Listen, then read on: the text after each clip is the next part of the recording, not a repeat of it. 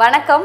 சமீபத்தில் நான் ஹாஸ்பிட்டல் போயிருந்தேன். ஒரு விஷயத்துக்காக விசிட் பண்ண போயிருந்தேன். அங்கே ஒரு விஷயம் பார்த்தேன். அது உங்கள்கிட்ட பகிர்ந்துக்கிட்டே ஆகணும்னு எனக்கு தோணுச்சு.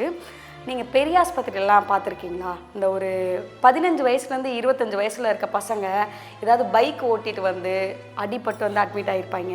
யார்ட்டையாவது சண்டை போட்டுட்டு அங்கங்கே ரத்த காயத்தோடு அட்மிட் ஆகிருப்பாங்க. அவங்க கூட ஒரே ஒரு அட்டெண்டர் இருப்பாங்க. அது யாருன்னு பார்த்தீங்கன்னா அவங்க அம்மாவாக இருப்பாங்க.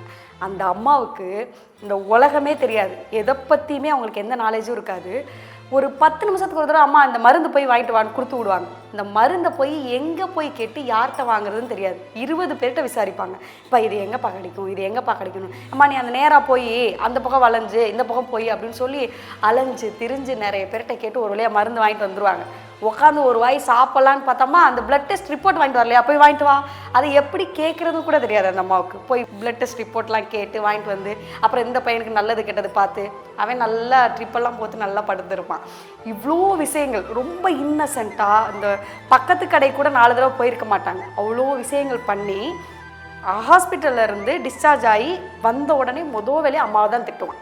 நீ எல்லாம் என்ன பண்ணியிருக்க, உடம்பு முடியலைன்னு ஆஸ்பத்திரியில் சேர்த்துருந்தேன், எனக்கு ஏதாவது வாய்க்கு ருசியாக சமைச்சு போகலான் இருக்கா, அதுவா இதுவான்னு சொல்லி அம்மாவை தான் அவ்வளோ ஹர்ட் பண்ணுவான். அவங்க அதுக்கெல்லாம் கொஞ்சம் கூட பெருசாக கண்டுக்கவே மாட்டாங்க. இது என்னென்னா, நான் இப்போ ஹாஸ்பிட்டல் போயிருந்தப்போ ஒரு அம்மா இப்படி ஏதோ விசாரித்து போய் வாங்கிட்டு இருந்தாங்க. அவங்கள பார்க்கும்போது எனக்கு தோணுச்சு, ஒரே ஒரு விஷயம் மட்டும், நம்ம நல்லா இருக்கும்போது, உடல் அளவில் நல்லா இருக்கும்போது, செல்வத்தில் நல்லா இருக்கும்போது நம்ம கூட இருப்பாங்கள்ல, அவங்களும் முக்கியமானவங்க தான். ஆனால் நம்மளால் படுத்த படுக்கையிலேருந்து எந்திரிக்க கூட முடியாதுன்னு ஒரு சூழல் இருக்கும் தெரியுமா? அந்த நேரத்தில் ஒருத்தவங்க நம்ம கூட இருப்பாங்க. அது அம்மாவாக இருக்கலாம், மனைவியாக இருக்கலாம், யாராவது இருக்கலாம். அவங்களோட அந்த சப்போர்ட், அவங்களோட அந்த அன்புங்கிறது ரொம்ப ரொம்ப பெரியது.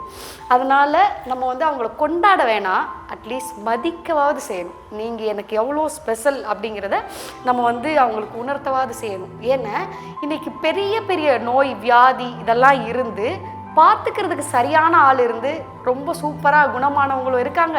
சின்ன பிரச்சனையாக தான் இருக்கும், ஆனால் கூட இருந்து ஆனால் உனக்கு ஒன்றுமே இல்லைப்பா, சரியாயிரும், நான் இருக்கேன், பார்த்துக்கிறேன் அப்படின்னு சொல்கிறதுக்கு ஒரு ஆள் இல்லாதனால போனவங்களும் உண்டு. அதனால் அன்பானவங்க நம்ம கூட இருக்கிறதுங்கிறது ரொம்ப ரொம்ப பெரிய ஒரு விஷயங்க.